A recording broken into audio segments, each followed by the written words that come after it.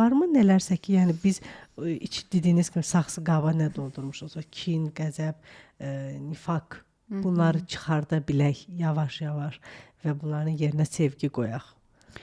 Baxın, mən bir dənə də şey toxunum.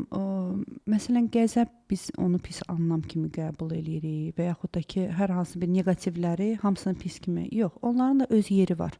Əgərlər bu istedadlar insanın batinində yerləşdirilibsə, deməli bu istedadlar insana gərəklidir.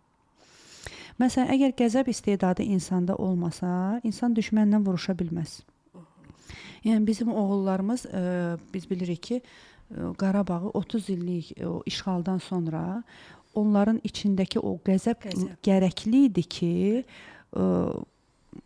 maksimum məhəbbət onun xilası ola bilməzdi.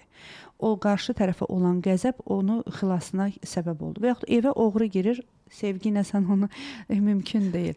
Gərək sənin içində qəzəb olmalıdır ki, o qəzəblə sən onu dəf eləyə biləsən evindən. Və müəyyən bir şeylər ki var insanda, məsələn minus biz düşünürük onu, yəni ki mənfi xüsusiyyətlər kimi qəbul edirik. Əslində onların yerləri var, istifadə olunma yerləri var.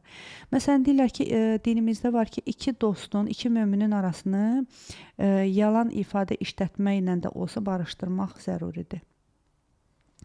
Yəni yalan ən pislənmiş əməllərdəndir və ibadətin qəbul olmamağıdır və duaların qəbul olmağına maneədir və s. və ilaxır. Və Allahın nifrət elədiyi xislətlərdən biridir. Amma əgərləri iki möminin arası və yaxud iki belə deyə dostun arası minimum həddə də olsa orada ifadə işlədəcəksən ki, məsələn o sənə salam göndərdi və o səni düşünürdü və yaxud da sənin haqqında narahat idi ifadəsində işlətməklə onların arasında mehri məhəbbəti yarada biləcəksənsə deyir işlət. Baxırıq ki, yeri və həddi var işlətməyin. Harda olacaq? Bəli, harda necəliyini sən özün onun bəlli eləyəcəksən. Əlbəttə ki, bütün bu deyilən və deyilməyən mövzuların hamısı maariflənmək nəticəsində mümkündür. Yəni belə deyək ki, elə mən bir ömür boyu yaşayım və deyim ki, niyə görə bunları bilmədim və ya əməl eləmədim. Öyrənəcəksən, axtarış aparacaqsan və sənə qiyməti olmayan bir neymət verilibdir. Beyin və təfəkkür. Və Qurani Şərifin əsas ana xətti.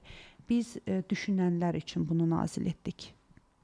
Düşünmək və düşünərək orada üzərində dayanmalı olan nüansları götürmək. Düşünəcəksən ki, orada bütün nüanslar insanlar üçündür. Məsələn, 10 nəfər ayrı-ayrı xüsusiyyətə malik olan insan götürsün, hamına ayrılıqda cavabı var Quranın. Hamına ayrılıqda cavabı var. Sadəcə olaraq oxu və düşün. Prosta oxuyub üstündən keçmək yox. Oxu, analiz elə, götür qoy elə, fikirləş ki, burada mənə Allah nəyi demək istəyir. Əgərlər bir çətinlik yaranacaqsa müraciət eləyə bilərsən canlı Quranlar olan Peyğəmbər və onun əhl-i beytinə. Onların davranışlarına baxacaqsan ki, burada nə cür davransaydım doğru olardı.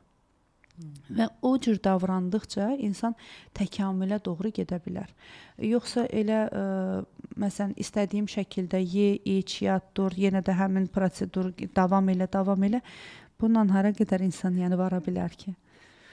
Çox az. Yəni araşdır. Nə üçün olduğunu. Bəli. Sadəcə niyə? Nə üçünlər var? Bəli. Nə üçünlər hamısının cavabı var. Yəni cavabsız heç bir sual yoxdur İslamda.